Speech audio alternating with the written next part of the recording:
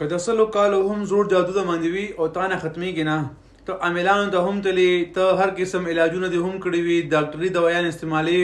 هر قسم ټیسټونه کوي، خو تا ته هیڅ قسم فرق نه راځي او ته ورځ تر ورځه خرابېږي، بدن دې کمزوري کېږي، په دماغو دې بوج وي، روزګار کې دې رکاوټې جوړېږي، رشتو کې دې رکاوټې وي، هر سیس کې دې رکاوټ دې پورې چې خپل کور کې ښځې خاوند په خپل منځ کې دې رکاوټې جوړېږي، په هر خبر ځان جګړې جوړېږي، رور خور سره روان، یو بل سره بغض نفرت، دغه ورځ تر ورځه ته ځان نه کېږي او طرف ته کېږي، مونځ دسته زړه نه کېږي، عبادت ته دې زړه نه کېږي او ته بالکل یو طرف ته غورځېدلې وي او ستا که روزګار ته لاړ شي، روزګار کې ستا زړه نه لګي، هلته کې تا ته په هر څه کې نقصان کېږي، نو راځئ د قرآن مجید آیات ته خیمه دا عمل شروع کا انشاءالله ګارنټۍ سره ته وایم د الله په فضل سره دا آیات مبارک شروع کا او وی ګوره چې تا ته په لږو ورځو کې فایده کېږي او که نه کېږي، ستا څومره هم سخت جادو وي یا څونه هم سخت باندې نظر لګېدلی وي، څونه سخت باندې هم جنات وي، څونه هم سخت باندې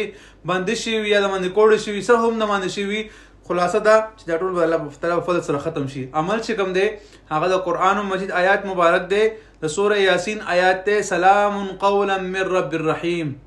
سلام قولا من رب الرحیم، دا څو پیره ویل کېږي؟ دا 313 بار ویل کېږي، مخ په قبله به کښېنې، ځان ته به اوبه مخې ته کېدې او د 313 بار دا ویل کېږي، 314 کرته ویل کېږي،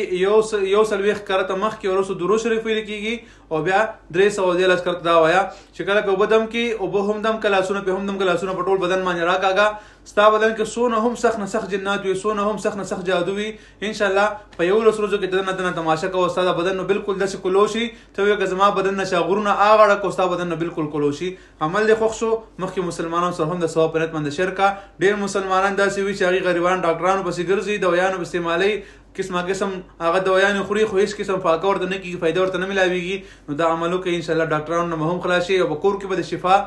الله تعالی درکړي او صحت په دې انشاءالله ښي. الله تعالی دې موږ تاسو نه درشي، الله تعالی موږ ته صحبه رضا نصیب کړي. السلام علیکم ورحمة الله وبرکاته.